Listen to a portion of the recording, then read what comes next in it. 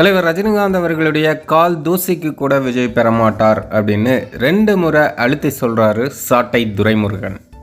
விஜய் எங்க? அந்த அடிப்படையில் ரஜினி இங்க இருக்காரு. விஜய் அவர் கால் தூசிக்க கூட இல்லை.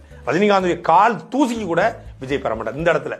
தலைவர் ரஜினிகாந்த் அவர்களை சீமான் போய் சந்திச்சு பேசினதுலேருந்து விஜய் ரசிகர்கள் சோசியல் மீடியாக்களில் தலைவர் ரஜினிகாந்த் அவர்களையும் சீமானையும் கடுமையாக விமர்சனம் பண்ணிட்டு இருக்காங்க. சீமானுக்கும் விஜய்க்கும் ஏற்கனவே வாக்கியா தகராறு இருக்குது. இந்த நிலையில் தலைவர் ரஜினிகாந்த் அவர்களையும் சேர்த்தே வம்புக்கு இழுத்துட்ருக்காங்க. இதுக்கு பதில் சொல்லும் வகையில் தான் சாட்டை துரைமுருகன் ஒரு வீடியோ ஒன்று போட்டிருந்தார். அதில் தான் சொல்கிறாரு விஜய் தலைவர் ரஜினிகாந்த் அவர்களுடைய கால் தூசிக்கு கூட பெறமாட்டார் அப்படின்னு. அது மட்டும் இல்லாமல் சாட்டை இன்னும் ஒரு சில விஷயங்களும் கூட சொன்னார். ஜெயிலர் படத்தோட ஆடியோ லான்ச்சில் தலைவர் பேசும்போது ஒரு குட்டி கதை ஒன்று சொன்னார். அந்த குட்டி கதை ரொம்பவே யதார்த்தமான கதை, காக்கா கழுகு கதை.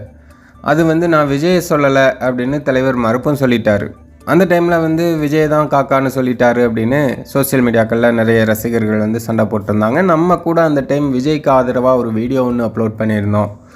ரஜினிகாந்த் பெரிய மனுஷன் இப்படியெல்லாம் அவர் பேசியிருக்கக்கூடாது அப்படின்னு. அதை நான் திரும்ப பெறேன் அப்படின்னு சாட்டை துரைமுருகன் சொல்லியிருக்காரு. விஜய்க்கு ஆதரவாக வென்று ரஜினிகாந்த் அவர்கள் பெரிய மனுஷன் பேசக்கூடாது அப்படின்னு சொல்லியிருந்தோம். ஆனால் உண்மையிலே அதுக்கு திரும்பி பெறேன். ஏன்னா ரஜினிகாந்துக்கு மறுப்பு சொல்லியிருந்தேன். நான் அந்த நோக்கத்தை சொல்கிறேன். பொதுவாக ஒரு குட்டி கதை அப்படிங்கிறது ரஜினிகாந்த் தான் முன்னாடி சொல்லிட்டு இருந்தார். ஏன்னா விஜய் அவர்களுடைய வன்மம் அப்படிங்கிறது எந்த அளவுக்கு இருக்குது அப்படின்னா, தலைவர் அதை நான் விஜய் சொல்லலை அப்படின்னு சொல்லியும் கூட அவர் லியோ படத்தோட ஆடியோ லான்ச்சில் பேசும்போது காக்கா கழுகு அப்படின்னு சொல்லிட்டு அந்த மைக்கை வட்டம் போடுறாரு. அதாவது ரஜினிகாந்த் சொல்கிறதுக்கு இவர் மறுப்பு தெரிவிக்கிறாராம். அப்போ எவ்வளோ வன்மத்தை, எவ்வளோ வெஞ்சன்ஸை அவர் வச்சுட்டு இருந்திருக்காரு. காக்கா கரடி அப்படின்னு சொல்லிட்டு அந்த மைக்கை சுற்றிட்டு வராது. இந்த காக்கான்னு சொல்லிட்டு ஸ்பேஸ் விடுறாரு. ஏன் காக்கான்னு சொல்லி ரஜினிகாந்த் சொன்ன கதைக்கு மறுப்பு இவர் சொல்றாராம். அவரை பார்த்து தான் இவர் சினிமாவுக்கு நடிக்க வந்தார். அவரோட ஸ்டைலை தான் இவர் காப்பி அடித்து பண்ணிட்டு இருக்காரு. அப்படி இருந்தும் இவர் அவர் பேச்சுக்கே மறுப்பு சொல்கிறாராம் அப்படின்ட்டு சாட்டை துரைமுருகன் விஜயை விளாசி தள்ளியிருந்தார். அப்போ எவ்வளவு வன்மம் பாருங்க, எவ்வளவு வெஞ்சன்ஸ் பாருங்க. ஒரு தன்னுடைய ஒரு மூத்த நடிகர் அவர் பேரை சொல்லி தான் இவர் பல விஜய் ரசிகர்களுக்கு அரசியல் மெச்சூரிட்டியே இல்லை அப்படிங்கிறது இந்த மாதிரி விஷயங்கள் பண்ணுறதன் மூலமாக நல்லாவே தெரியுது.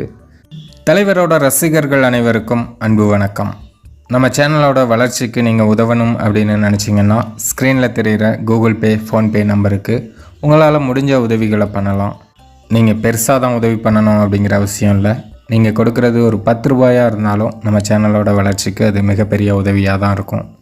நீங்கள் இதுவரையும் கொடுத்த ஆதரவுக்கும் இனிமேல் கொடுக்க போகும் ஆதரவுக்கும் நான் தலைவணங்கி நன்றி சொல்லிக்கிறேன்.